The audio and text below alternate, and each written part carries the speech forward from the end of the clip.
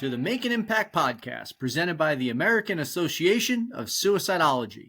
I'm Chris Cosentino, and today we're joined by author and crisis counselor Lisa Sugarman. Welcome to the podcast, Lisa. Hey, Chris. Thanks for having me. Excited to be here. Now, we connected through your very active social media channels, and for those who might not be aware of your work, please share some more about you and your background.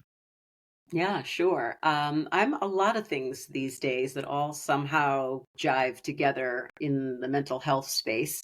I'm a survivor of suicide loss, I guess, first and foremost. I lost my dad to suicide when I was 10 years old, but that's I'm sure, a part of my story that you and I will get into at length. But I'm not only a survivor, I'm also a mental health advocate. And about a year or so ago, I became a crisis counselor with the Trevor Project. Excellent. Yeah, and to dive into your story, it's quite interesting in the sense that when you mentioned it to me, I was like, wow, I'm very curious to know if that is a unique story, or if other people have experienced such a thing. So I mean, listen, grief stemming from any form of loss is a process, right?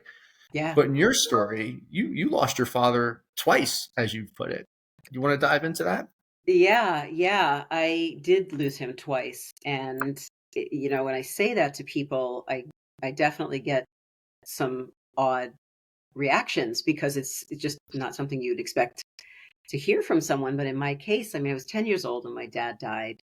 And the narrative that I was given at that time by my mom was that my father had had a heart attack in his sleep and had died.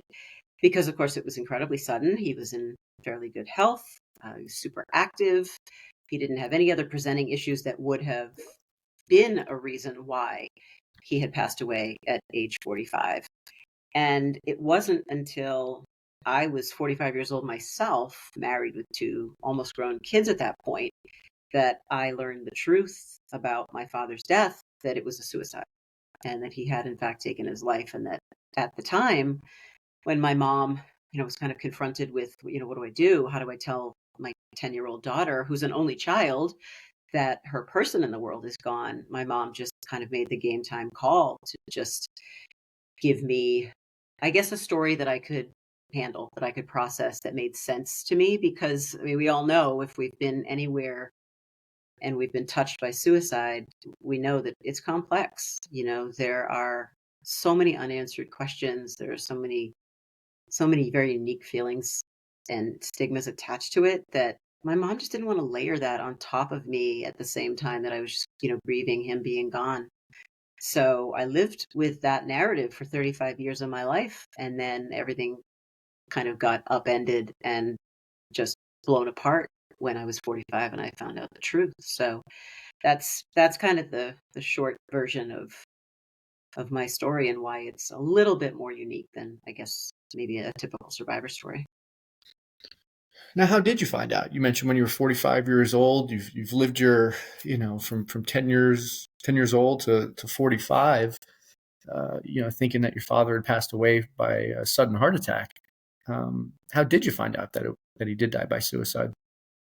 Yeah, it's a good question. It wasn't in some incredibly dramatic or theatrical kind of way. I didn't discover a note or some hidden tapes or something that, was more dramatic. But I just had a conversation with a family member. My husband and I were out having lunch at a cafe, and we just in my hometown, and we bumped into a cousin of mine and hadn't seen each other for a while. And she sat down and we just were catching up. And it was just like a normal kind of, haven't seen you for a while, catch up kind of conversation. And very kind of suddenly and very spontaneously, I guess, without any, for me, it was with any warning whatsoever. My cousin just asked me if my two daughters, who at the time I think were like in their teens, probably like mid to late teens, she asked if they had had any of the same mental health issues and depression as my father. And I looked at her like, what the hell are you talking about? Like, I had absolutely no idea what she might have been getting at. And I just kind of, it was, in that moment, without being prepared to answer a question like that, or even ever having thought in those terms. I really just kind of took it in. And I mean, I gave her the only answer I could, which was to say at that point, no, I think the girls are good. And then I just kind of tucked it away. And my mother and I are incredibly, incredibly close. And so the next time she and I were together, I I just asked her, just in the context of kind of one of the typical conversations that she and I would have. We were just out for lunch and we were just reminiscing. And I asked her if my dad had been depressed, and she said yes. She didn't hesitate at all, and she said yes. And I knew he had a lot of stress. There was a lot of family related stress. My dad ran the real estate business that my grandparents had built after they passed away, and so that I wasn't surprised to hear. But I never, in my imagination, ever dreamt that it could have been beyond that. And I asked my mom just point blank, without really even knowing I was about to ask the words. I don't know if you've ever been in that situation where you just kind of, you lead with your mouth and not with your head, and you ask the question. And I asked if he had taken his life, and she said yes. And that's just when everything, kind of blew up for me and for her, because for 35 years, she had never intended to tell me really what the truth was, only because she felt like, well, you're going off to school now, you're getting married now, you're having kids now, what's the point? But when I asked her directly, she had always promised herself that she would never lie to me. If I asked her, so I asked. And What's there I that? was. What's that first emotion um, when you Oh find God, like, out? I've thought back on that moment so many times in the last 10 years, because it's been 10 years now that I've known this truth. And it's really, I can't even describe that moment because it's so chaotic. It's so chaotic and it's so surreal at the same time. It's almost like, well, no, that's not possible. Like, that can't possibly have happened. Like, we can't possibly be talking about my dad, not the dad that I know and that I grew up with, who presented in such a way that you'd fall in love with him 3 seconds after you met him. He was just charming in all the right ways and outgoing and loving and kind and, everything positive that you could think about a person. And you would never have sensed that there was any kind of darkness or illness. And so the whole thing was just, I guess, if I had to pick a word, I would say completely surreal and impossible. I'm curious to know. I mean, obviously, you're 10 years old. You Mm. just found out that you lost your father. But I'm curious to know that difference between losing your father suddenly to a heart attack and finding out that they died by suicide. How does one process that grief differently, whether it's a heart attack or suicide? I'm curious to know, is there a difference? Well, I mean, sure, there's definitely a difference, because you're talking about the root of both of those things being so wildly different. I mean, someone dies of cancer, dies of a heart attack, has an accident. That's beyond someone's control, right? We think of it that way, and that I guess this is a good point for me in our conversation to bring up the fact that for a very long time, I felt my own personal belief about suicide was that it was a very selfish act. Going back to when I was a little girl, I had a cousin, very close cousin. He lived right around the corner from me. He passed away, died by suicide the year before my father died. So that was kind of my first introduction into what suicide even was, because my parents were fairly honest with me in an age appropriate way. So, I mean, when I heard that my father had died, it was just such deep, deep sadness for him, of course, sadness for us. There was that feeling like he was robbed. He was robbed of his life and his opportunity to be with his family. And so, it was poor dad. That was kind of the mentality that I held for so many decades after I learned he was gone.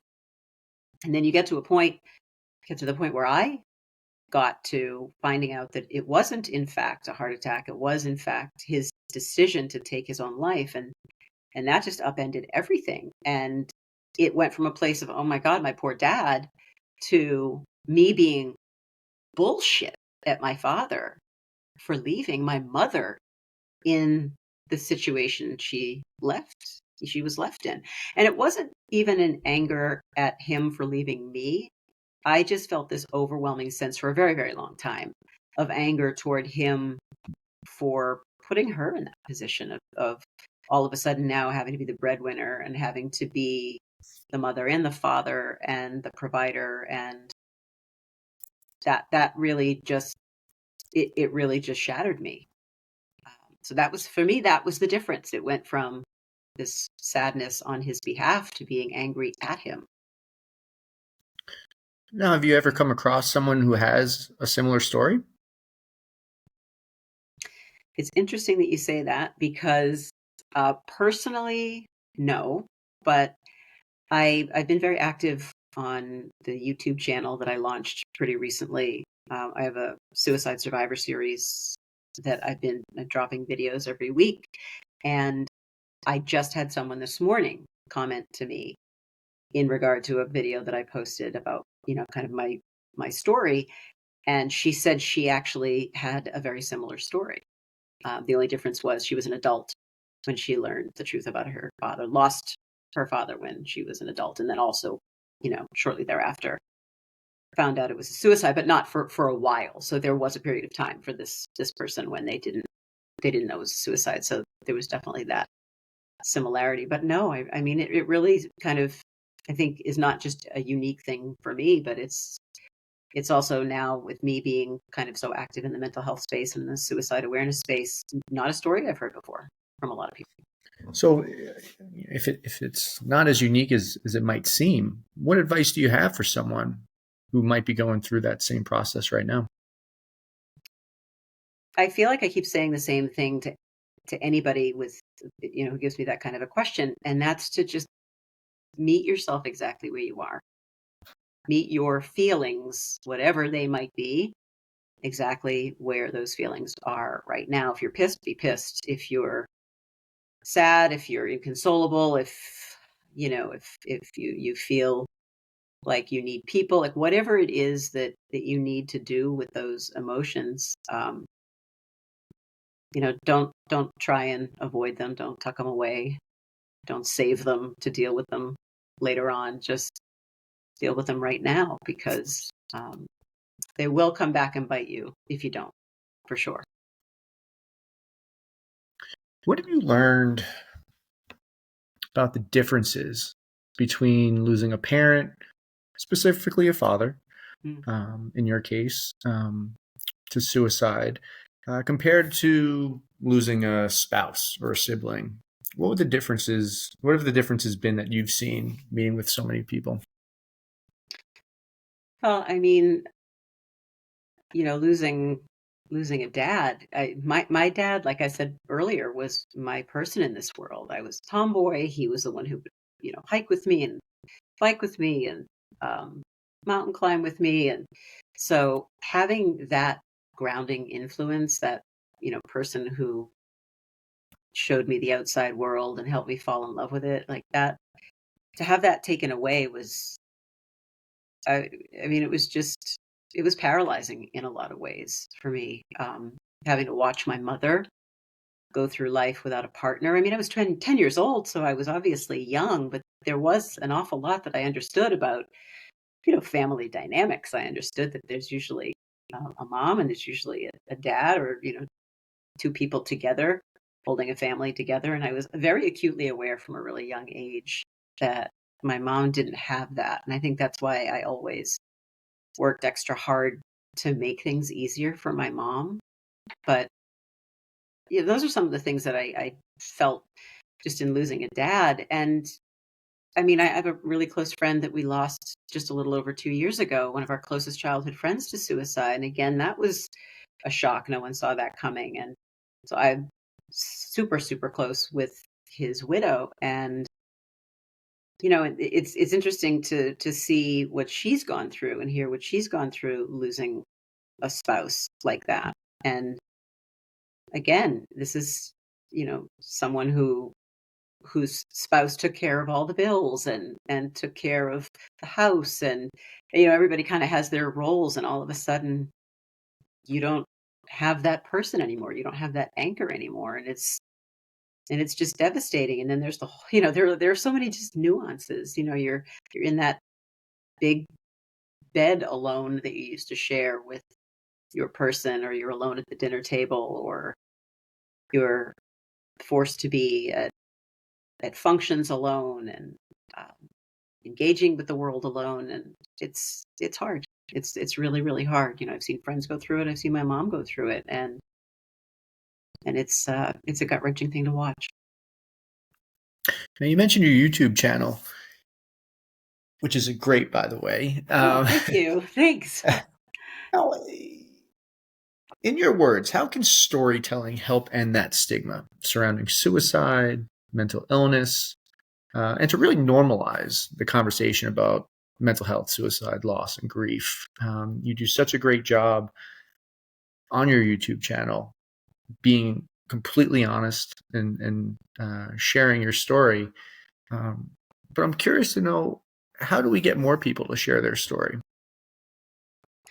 I think that storytelling is probably one of the greatest tools that we have, because there is nothing, I think, in my own opinion, that can replicate or replace the human experience.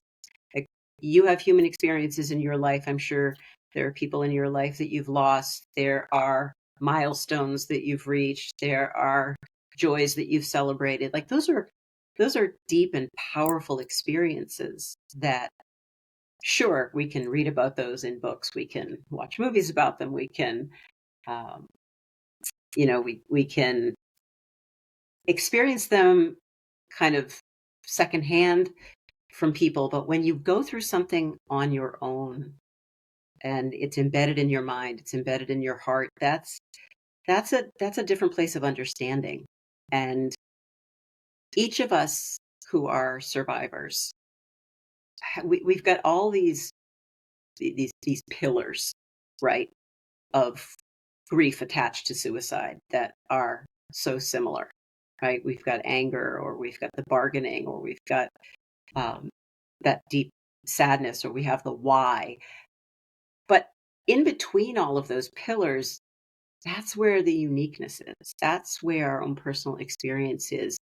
And for me, I've found that I gravitate more toward what someone's experience in a similar space is than I do to a textbook, or I do to a memoir of maybe a memoir is a bad example, but um, to any other body of work, because the way that we feel about that experience and the way we put those feelings out into the world, there is nothing like that ability to storytell. You go all the way back to the beginning of time. We didn't have anything but storytelling to communicate the way we felt and the way things were happening around us. And I think that today this is the biggest and best tool that we have in our box to help us to really create vulnerability in people. And I think that's what it is. That's the root of it, in my opinion. It's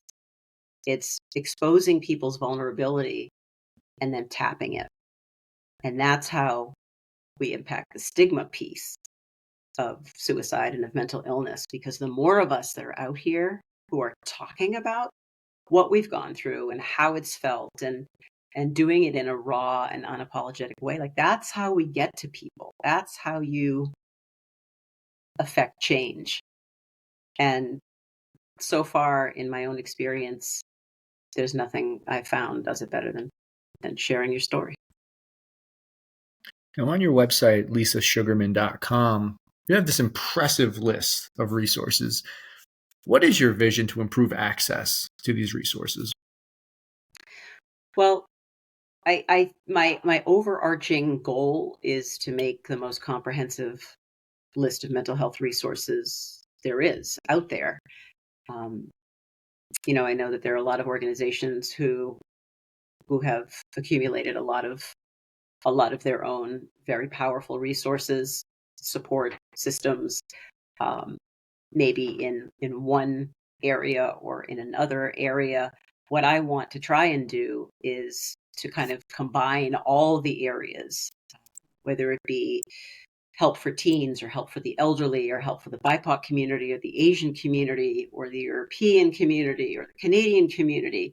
Um, I really just want to develop a list that people can access quickly. They know that it's vetted. They know they can depend on it. They know that they can find what they need easily and that they can get the help that they need right away. Because that way, look, when you're in crisis, and I know this from my experience as a crisis counselor, when you need help, you need it right now. You need to know you can depend on it. You need someone to point you in the right direction, and you need to be able to execute as quickly as you can, because 9 times out of 10, when you really need help, you're in crisis. So that's what my overarching goal is with this resource page. It's to offer people the resources and the support and the services that they need, and really just have it be kind of a click away. You do so much work with several organizations. Why is collaboration so important in this field? We're all trying to do the same thing. We're all out there working toward the same goal, right? Like, we are all trying to, I don't know if you want to use the word eradicate. In an ideal world, it would be eradicating suicide or minimizing suicide or reducing stigmas, but whatever you want to call it, we're all out there doing the same work. And it's not about who's doing this better and who's doing that better. It's how can we combine our resources? How can we combine our knowledge and our vision for creating a world where mental illness is not stigmatized and where people don't feel like the only option that they have to end their pain is to end their life. And, look, there's strength in numbers. Like, I can't say it any more simply than that. Like, there's power in collaboration, because what you might bring to the table is different than what I might bring to the table and the 10 other people that we're collaborating with. And combined together, those resources are going to be a hell of a lot stronger than any one of us on our own. Through your personal and professional experiences, what has been the most impactful lesson that you've learned about suicide? Be vulnerable. Be vulnerable in sharing your story. Be vulnerable in sharing your feelings if you're the one who is experiencing a mental health crisis. Vulnerability, I think, transcends everything. When you're open, when you're transparent and honest, you've got nothing to lose and everything to gain. And when you're really letting somebody know what it is that's going on inside your headspace or your heart space, whatever it is that's causing you conflict, when you let someone know that, then they have the best opportunity to help you, because they know what's really going on. If we're kind of cherry picking, I'm going to tell them this, I'm not going to tell them that, I'm going to tell them this and not that. When we do that, we're only limiting ourselves. If we're not sharing our full story with people, then maybe I'm missing a part of my own story that could be the most valuable part of my survivor story to share with someone. So I share it all, so that whatever I've gone through may benefit the most number of people. And, you do the same thing with your own mental well-being too. If you're not okay, say you're not okay and tell people why. Because look, my dad didn't tell anybody. And as a result, he suffered with that. He suffered in silence. I have an older daughter who has had her own challenges with mental illness. And I've been saying a lot lately that unfortunately we couldn't save my father, but we saved my daughter and got her resources that she needed. And it helped with her issues with some depression and some anxiety. And she found medication that balanced her and allowed her to be the best version of herself. So she was fully transparent, and she came out and said, this is where I'm at. This is what's going on. And this is where I need help. And it's because of actions like that we can really give people the direct and personalized help that they need. Once again, you can learn more about Lisa on her website at lisasugarman.com. And Lisa, thank you for sharing your story and making an impact. Thanks, Chris.